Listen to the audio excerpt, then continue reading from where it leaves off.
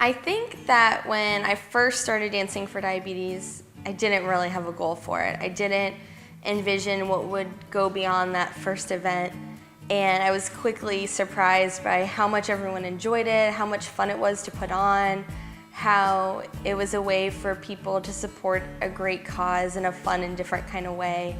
And then just over the years, it has grown in so many different ways and so many different levels, and continues to surprise me and encourage me and everyone it affects too. So it's pretty neat to think that it just started with as an idea and just grew naturally on its own.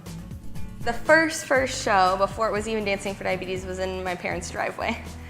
I think when I got to high school, I had done it a few times. People around school knew about it, people beyond the school knew about the show. I think I just sort of understood I would keep doing this. And at some point, I actually don't know when, I started using the phrase, "until a cure is found, we'll have Dancing for Diabetes." That's what the show means to me, is we're gonna keep working, we're gonna do everything we can to make sure there is a cure at some point in the future. And until that cure is found, we will have Dancing for Diabetes to be that positive platform to have fun, to inspire, to educate, to spread awareness, to raise money in the process. It will be here until that happens. Type 1 diabetes is a deadly disease. It's an invisible disease. It's something that, fortunately, you don't truly understand until it affects you or those that you love. And unfortunately, it leads to a lot of misconceptions and misunderstandings of what type 1 diabetes really is. Dancing for Diabetes is no longer a one-night-a-year event. It is year-round. It's programming, it's support groups, it's connecting with other individuals, whether they're kids, teens, or adults. And so what we've done over the years is create an awareness campaign. It's such a powerful way to connect with people and reach people beyond Central Florida. It's really humbling and inspiring to see how much the videos have connected with others. We have some videos that reach tens of thousands of viewers. It's really neat seeing that people are going to our website and going to our social media pages and viewing our videos from the United Kingdom to France to Brazil to everywhere in between, and that is really cool. Each year we brainstorm and we think about new ways to talk about type 1 diabetes, but we try to come up with engaging and informative pieces. And one video we did last year was with 3 of the girls in our Kids with Diabetes dance program. And they sat down at a table and they actually had my diabetes bag. One by one, they each took turns pulling pieces out. To see these young, beautiful girls in such mature ways. They're adults that have never even experienced what they've gone through. And so that video sits somewhere very special with me. The other video that has a huge impact, our misdiagnosis of type 1 diabetes video.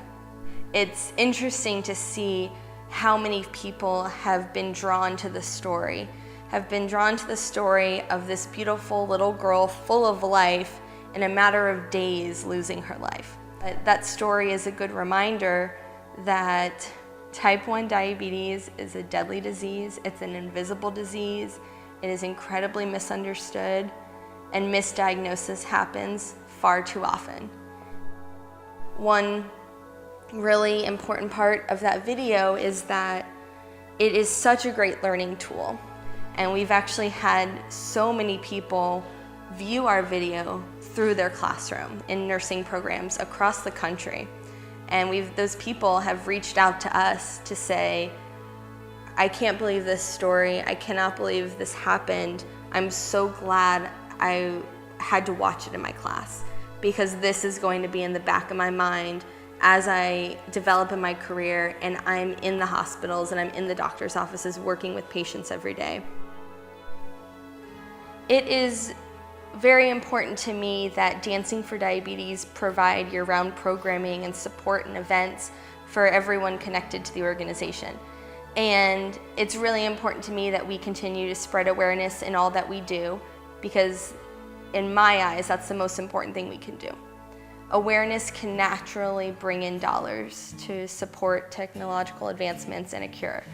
But without that awareness, people won't understand why they need to give their money. A few years ago, I connected with the Diabetes Research Institute down in South Florida because of their mission. Their sole focus is to find a cure for type 1 diabetes. And that is my focus. My focus is to spread awareness and find a cure. It's important to me that everyone around Dancing for Diabetes understands that and knows that that's why we're connected with the Diabetes Research Institute, because they want a cure, and so do we.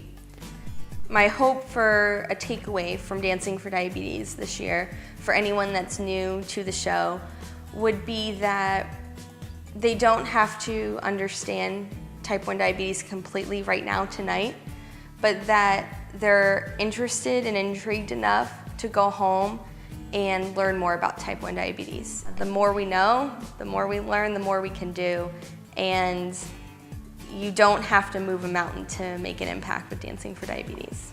So until there is a cure for diabetes, my team and I will continue to do our part just to spread our mission beyond Central Florida. And in return, we'll continue to ask for support in all the ways possible of supporting. We want you to come to our events, we want you to volunteer, we want your ideas, and we want your money.